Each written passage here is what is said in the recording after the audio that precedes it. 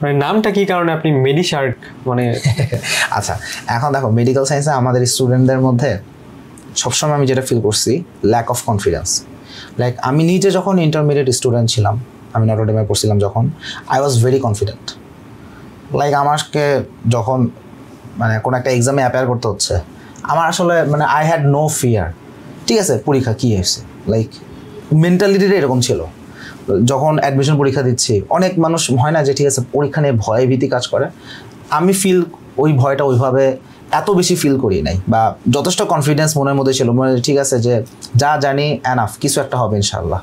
কিন্তু মেডিকেল আসার পর যেটা হলো আস্তে আস্তে যে ল্যাক অফ কনফিডেন্স গ্রো করা শুরু করলো।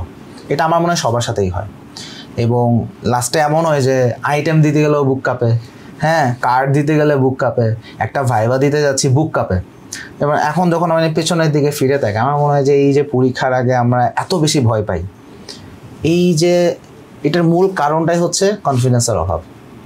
কেন কনফিডেন্সের অভাব? কারণ হচ্ছে ল্যাক অফ নলেজ। আমাদের নলেজ ইনসাফিসিয়েন্ট, বা আমাদের নিজেদের আসলে এইচএসসির সময় আমরা কনফিডেন্ট ফিল করছি, বাট কেন মেডিকেল এসে কনফিডেন্ট ফিল করছি না? এটা সবচেয়ে বড় কারণ হচ্ছে এইচএসসিতে যখন আমরা পড়ালেখা করছি, আমরা আসলে ওই মোমেন্টে খুব ভালোই পড়ালেখা করছি আমার কাছে মনে হয়।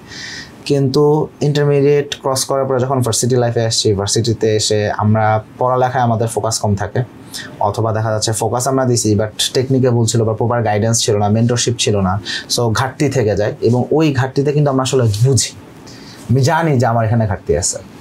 সো ওই জায়গা থেকে অটোমেটিকভাবে ফিয়ার চলে আসে যে ঠিক আছে আমাকে এটা জিজ্ঞেস করলে আমি পারবো না, বা আমাকে যদি এটা এক্সপ্লেইন করতে বলে আমি পারবো না, বা আমি প্রপারলি ডেলিভারি দিয়ে আসতে পারবো কি না, I don't have that confidence. So ওই জায়গা থেকে আসলে আস্তে আস্তে ফিয়ার কাজ করে। এখন তুমি একটা মহাসাগরের কথা চিন্তা করো, মহাসাগরে অনেক রকম মাছ থাকে, ফিয়ারলেসভাবে কোন মাছটা সাগরের মধ্যে সুইম করে? সেটা হচ্ছে শার্ক। তুমি আছো না কিন্তু শার্ক, লাইক প্রেডেটর। লাইক শার্ককে দেখবে সবাই ঠিক আছে ওকে একটা রেসপেক্ট, কারণ হি ইজ লাইক ফিয়ারলেস। কেন? ও ওখানে সার্ভাইভ করার জন্য ওর সব ক্যাপাসিটি আছে।